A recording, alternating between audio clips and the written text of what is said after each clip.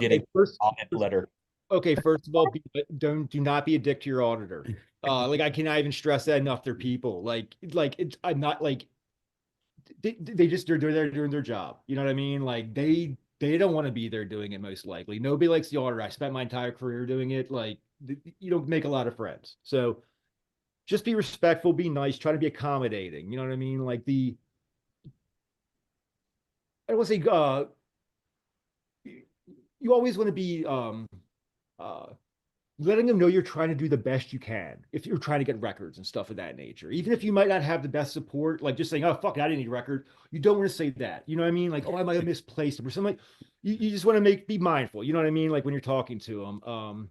Well, that's a great point, actually. We don't know your specific situation, of course, but if you don't have good records, or any records at all, like you really want to go and work on them immediately. Because, like to Steve's point, like if you just go in there and like, oh, I don't got nothing, well then you're screwed to begin with, and you're going to owe them a lot of money. There's nothing you can really say because you just admitted that you don't have any support.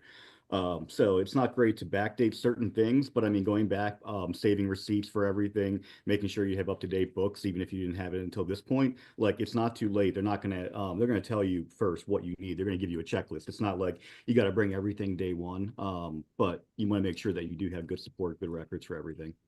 Yeah, and that, just to piggyback off Jason, it's a great point. Like if they let you know any specific area or any specific concern or something that they had with your tax filings, you definitely want to make sure you're beefing up your documentation or your substantiation Yeah. for that area. You know what I mean? Whatever you can get, go back through, spend the time.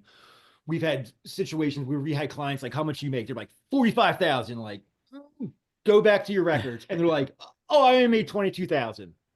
Like you would have been taxed on $22,000 for nothing. You know what I mean? So like definitely go back through your records, make sure you can get all the substantiation you can, more so for all the expenses that you claimed. Yeah. Again, we don't know your specific situation or what the trigger point was. But that's a really good kind of like it's a really good segue almost. Like red flags and stuff of that nature. Not saying that you had any of them in your tax filings or something. Sometimes it's just like you're the lucky one that draws the short straw, unfortunately. But there is oftentimes red flags that'll trigger an audit or help further investigation into a tax filing, which then